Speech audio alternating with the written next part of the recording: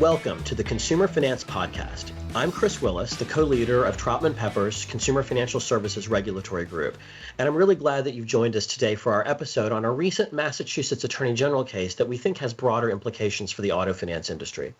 But before we jump into that, let me remind you to subscribe to our blog, consumerfinancialserviceslawmonitor.com, where you're going to get daily updates about everything that's going on in the consumer financial services industry. And don't forget to check out our other podcasts. We have lots of them. We have FCRA Focus, that's all about credit reporting, the Crypto Exchange, which is all about crypto, and our privacy and data security podcast called Unauthorized Access, all of which are available on all the popular podcast platforms. And speaking of podcast platforms, if you like this podcast, let us know. Leave us a review on your podcast platform of choice so we can hear what you think. So as I said, today we're going to be talking about a recent action by the Massachusetts Attorney General involving the auto finance industry and auto dealers. I have two of my colleagues on the podcast with me today that are perfectly suited to discuss this issue with the Massachusetts AG. We have my partner, Stefanie Jackman, who is in the Atlanta office with me and who's a member of our Consumer Financial Services Group, but also a member of our RISE group, which stands for Regulatory Investigation Strategy and Enforcement. That's the group that houses our very significant expertise dealing with state attorney general investigations. And we have Chris Carlson, who sits in our Richmond office, who's also a member of that group and who does state attorney general investigations literally all the time. And so, Stefanie, Chris, thanks for being on the podcast today to talk about this development. Happy to be here. Thanks for having us. Yeah, of course, Chris. So, Chris, let's jump right into what we're going to talk about today. The Massachusetts Attorney General recently filed an action against an automobile dealer, which in and of itself isn't necessarily that big of a deal, but this particular case seems to have broader implications. Can you tell the audience a little bit about the Massachusetts lawsuit? Last month, and as you say, consumer protection divisions and the Massachusetts AG generally suing an automobile dealer, not novel. But the allegations themselves were novel. The fact that the Attorney General sued and alleged that there were discriminatory pricing that the automobile dealer was offering to Black and Hispanic consumers. Again, not a novel issue. The Massachusetts Attorney General also has a very robust civil rights division. But what was really interesting was what was discriminatory pricing, and that related to add-on products or ancillary products that are being offered at the end of a sale, not just the vehicle transaction itself, but the products that are also being sold as part of the transaction. Got it. Well, that definitely does sound pretty novel.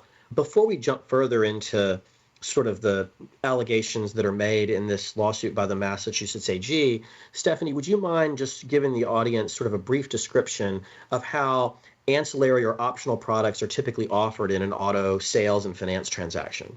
When we talk about ancillary products, or they're sometimes called add-on products, optional products, there are things like gap insurance coverage, tire and wheel coverage, windshield coverage, paintless dent repair, and other sorts of vehicle appearance products that can be marketed to customers as part of their vehicle purchase as providing certain protections, warranties, and what have you.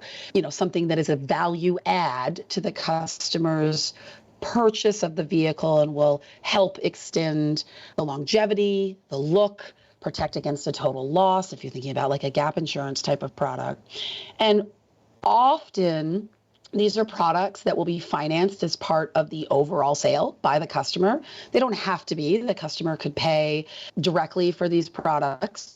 Often they can be part of the overall financing of the vehicle and the purchase, and they're usually something that the dealer is offering that's actually provided by a third party that they have a relationship with. It doesn't have to be that way. You could have a captive finance company or some, branded products, but most of the time, almost all the time, it'll be something that is offered, provided by a third party, and also if the consumer needs to exercise the benefit that the ancillary product provides, it'll be the third party that's making it available. Okay, so thanks for that explanation. So now that we have that sort of in mind as framing, Chris, can you go into a little bit more detail about the basis for Massachusetts claims against this particular auto dealership? Yeah, sure. So the allegations don't relate to there being some underlying racist issue related to discriminatory pricing, that there's a certain price for white consumers and a certain price for minority consumers. Essentially, what they're saying is there were three components that led to that discriminatory pricing when add-on products were offered. First, there was unfettered discretion by the sales employees, essentially allowing sales employees to offer whatever prices and markups they wanted, created an environment that allowed for higher markups of minority consumers. On that backdrop, there were two components that the Massachusetts Attorney General really took issue with for the company as a whole. First, there was no compliance or trainings that required there to be some overall structure by which these add-on products were being offered. And even more, there was no, after the products were sold, there was no background checks that to ensure that there was no indicia of discriminatory pricing. Thanks, Chris. So, Stefanie, this idea of discriminatory pricing of optional products in auto finance transactions seems like something I've heard before from another regulator. Is there another regulator that has taken this position in another recent enforcement action? You're correct, Chris. It's not a new theory.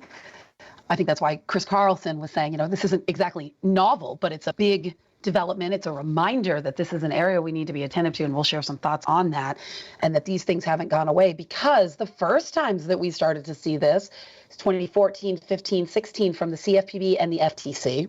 More recently, it's come up again with the FTC, and there have been other state attorneys general that have paid attention to how these ancillary products are marketed, how they are refunded when a consumer, if they have a total loss. If your car is totaled, you don't need tire repair, right? Or paint and dent coverage.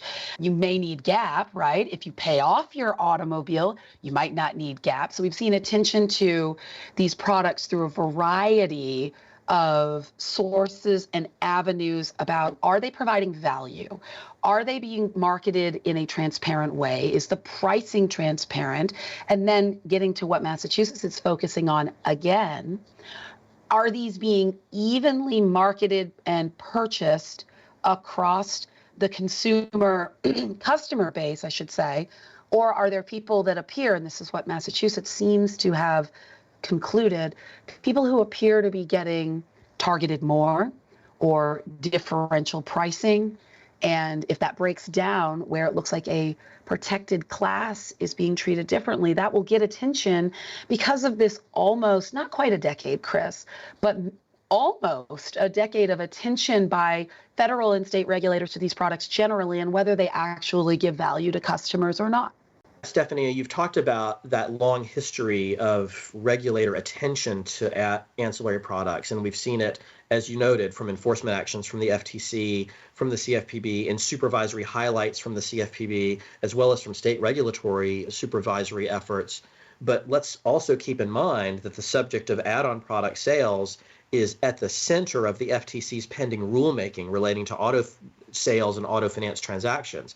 That proposed rule is sitting out there and would require significant disclosures and record keeping related to the sales of these products, including extra forms for the customer to fill out saying, yes, I really want the product, and things like that.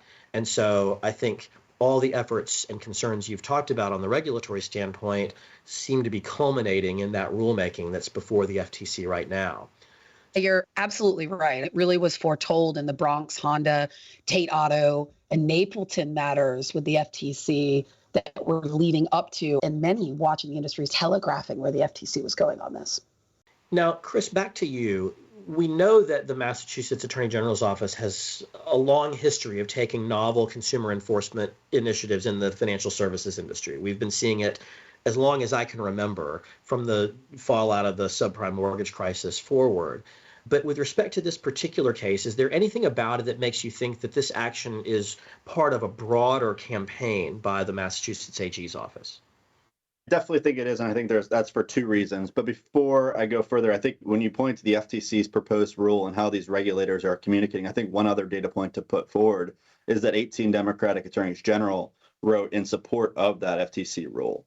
And I think when you're seeing these regular communications and coordination, I think you're absolutely right. This is an area of regulatory scrutiny in the state and federal side that they're trying to respond to it. I would also say, in addition to that, Chris, which I totally agree with what you just said, if we look at the record-keeping provisions in the FTC's proposed rule, my interpretation of those when I read them was that they are designed to create the record to facilitate further enforcement on these sorts of issues by state attorneys general, by the FTC itself, even by the CFPB imposing oversight obligations on auto finance companies. So I'm right with you on thinking that this is part of a broader, longer term effort to set up the sale of optional products in auto finance transactions for continued enforcement scrutiny in the future. Well, and Chris, if I can add a thought as well, because of a very recent development with the Fifth Circuit CFSA decision, and we'll see where it goes, but holding that the CFPB is unconstitutionally funded.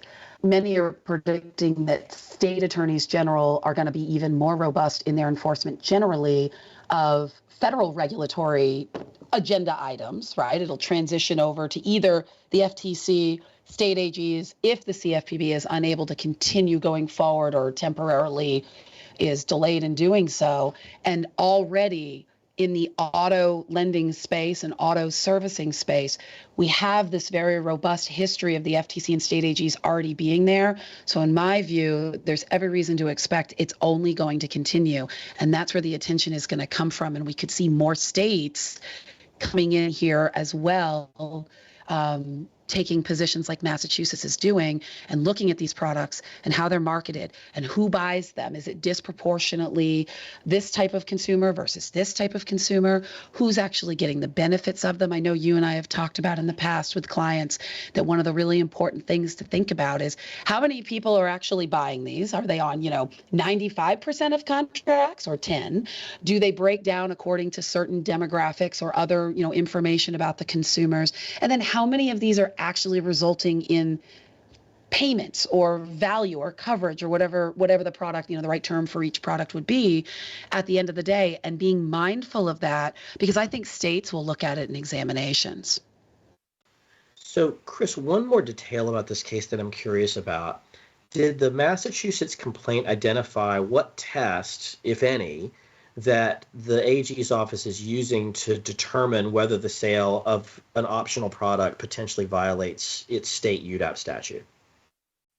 The answer is no. And let me try to answer this question. I think I took us down a healthy rabbit hole, but I want to also talk a little bit about where this came from and why we think this is a broader initiative. And I think the staple of that was the auto dealer put in the press immediately afterwards, there's never been a complaint against them. And they asked the Massachusetts Attorney General for a complaint, and none was provided to them. And I think this, coupled with when you look at the complaint, it's a pretty robust complaint, not only that includes allegations, but about a 5-page assessment of what the regulatory history is of add-on products.